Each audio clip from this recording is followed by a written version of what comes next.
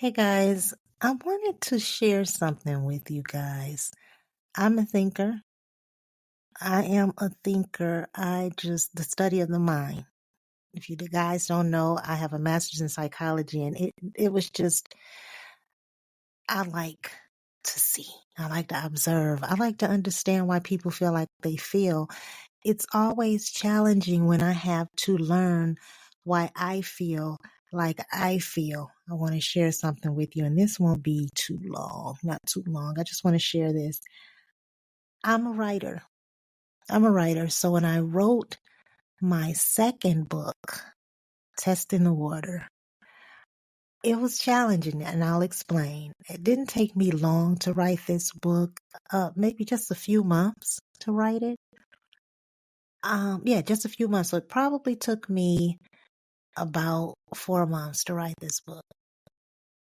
It was, I was very attached to this book. Like, I was attached to the characters. And the thing about writing for me, I can't speak for all authors, but the thing about writing for me is that you create this atmosphere, you create these characters.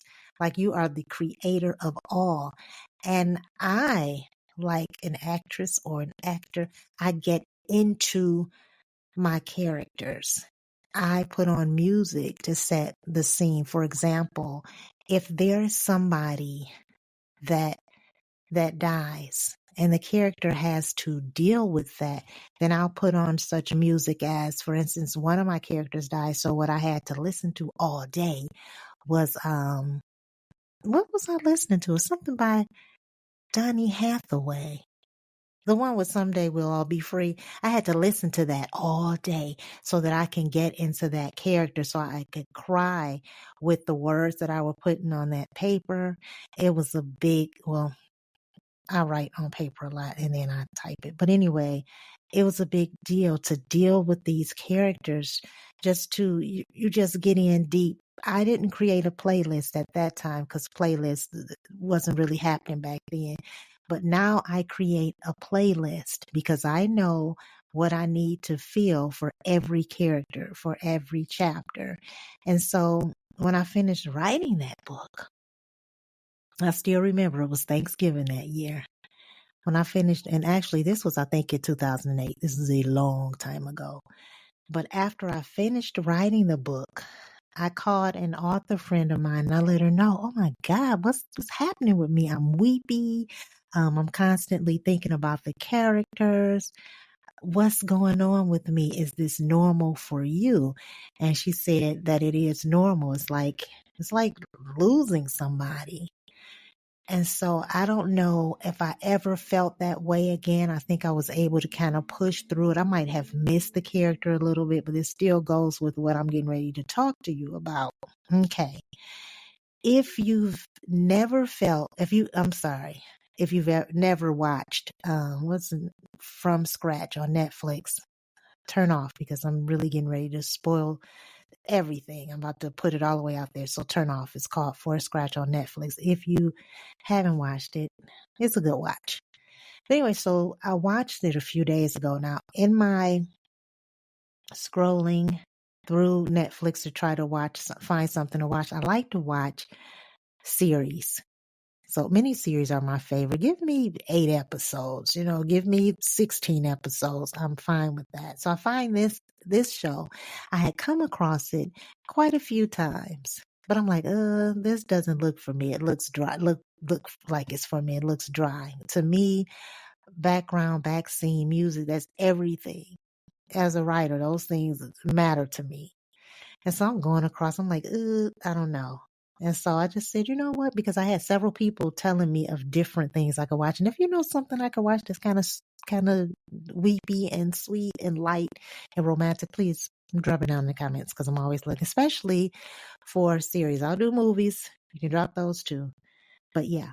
But anyway, so for this show or movie or series, mini series From Scratch, I'm like, okay, let me go ahead and watch it. And so the first episode, I'm like, okay, this is not for me.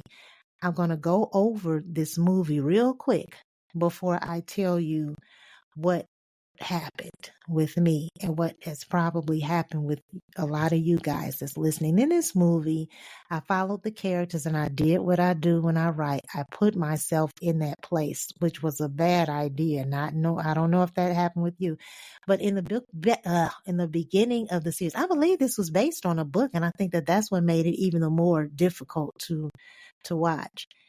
It was 8 episodes. I watched them in less than a day. I started one night and I woke up and watched the rest of the episodes. But anyway, I watched 6 episodes that night. But anyway, the story goes as such. This lady moves to Italy. She's abandoned um, her ambition to become a lawyer. So she dropped out of law school. She goes over there to Italy because she wants to study art. She meets this guy. He's kind of awkward. He's a chef. They fall in love. She was battling with the idea, but they fall in love. They move back to the States and they try to build a life. I believe it was in California. Her family is originally, I believe, from Texas. So the family was very close, constantly traveling to visit.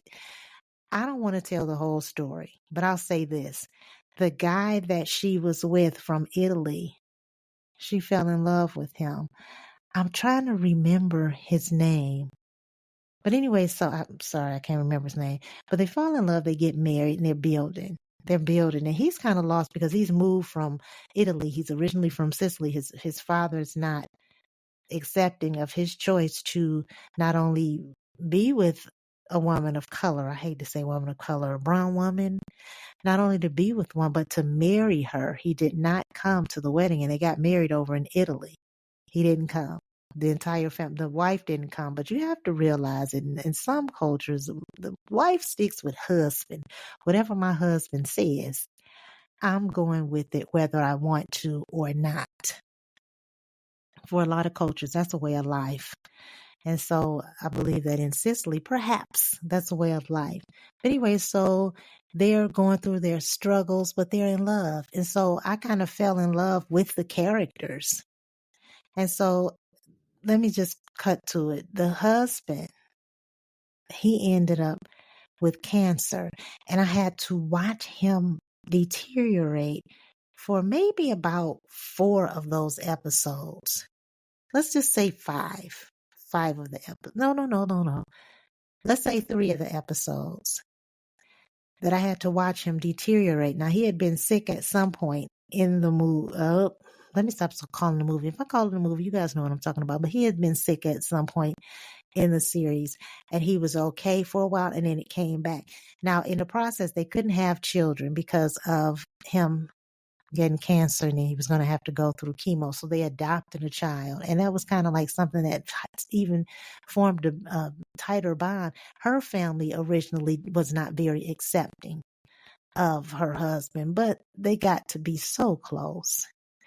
And he ended up dying at the end. He died. The cancer took over and he passed.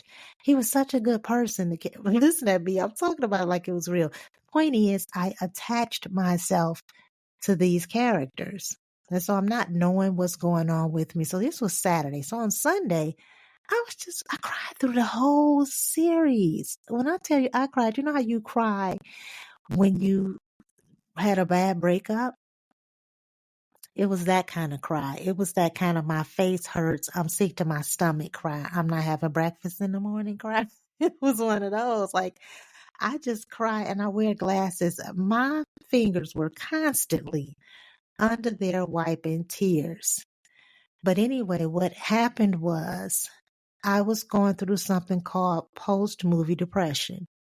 Post-movie depression does not just affect television. It affects reading books. And a lot of times what people do is they go back and they read it again or they watch the show again. I could not dare watch this series again because it moved me. It also inspired some of my writing, but it made me sick. I was suffering, and I feel better now. This was Sunday. Here it is. It's Friday. No, it's Thursday. Let me get it together. Post-movie depression. I had become so involved, so attached to this story, to these characters, to this scenario. I was attached, and so it made me depressed. And I'm not the type of person that just gets depressed. It's not a big thing for me. Like I pretty much stay up. But I was depressed and I was embarrassed because I was embarrassed because I didn't want any of the family to know that I just wasn't in it. And we cooked together on Sundays. I couldn't say, listen, I'm not participating in this dinner thing that you guys have going. But that's what was happening post movie depression. So if you ever feel that way, the way I felt, sad, weepy, like I'm missing somebody, because when he passed, I was really sad. Watching him die like that was just, I mean, anybody with a heart would be kind of sad in watching it, but it was deeper than that for me. It was deeper. It's like I was really hurt. I'm like, dang, would I feel this way if I really lost a loved one? It was that bad, though. I felt bad for the story to end. And there was no bringing the story back like the book that I wrote, where I was sad for the loss of the characters. One of the characters died at the end of the book, but it was so many people saying, look, it can't end this way. Now, you have to bear in mind, I was already slightly depressed. I ended up writing a part 2. So I felt better afterwards. I got my closure. But in this movie, I was deeply attached. I've never felt that way with a movie before, and I actually had to do some research to find out what was wrong. I really was Googling, like, what is wrong with me? I just can't feel better. But that's what it was. So if you guys ever watch something and you can't let it go, it just hurts. It feels like you've gone on this journey. I don't know if that means that it was a good write, that it was a good movie or series.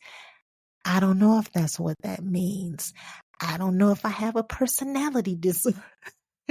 We all have personality disorders. I learned that in studying. But I don't know if it's just me. But when I was researching, they say a lot of times this happens in series. And that makes sense because you're looking forward to watching the next episode and the next episode. And then you jump from binge watching one series to another. I've been doing that for a while because after I've been writing in the daytime, at night, I need some relief.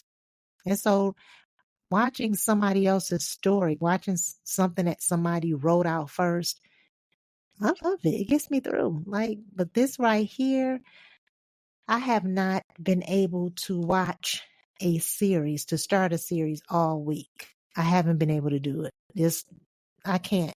I'm okay now with the loss of this of the characters, of the character that I love so much.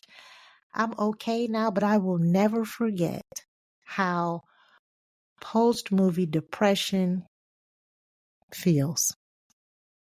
So if you guys have ever experienced that, if you ever experience it, then you know. As far as a cure, take a few deep breaths. Get your mind together and learn to understand that it was just a movie. It was just a movie. But this, like I said, this movie was based on books. It still doesn't say, or a book. I don't know if there was a series of books. It still doesn't say whether or not it was true. But it was still, even if it was true of somebody else's story, don't internalize. Don't internalize like I did. I just wanted to pop one and share that with you guys. Next time I'm on, I'll be talking about the things that we love to watch. So guys, I'm going to get out. Thanks for listening.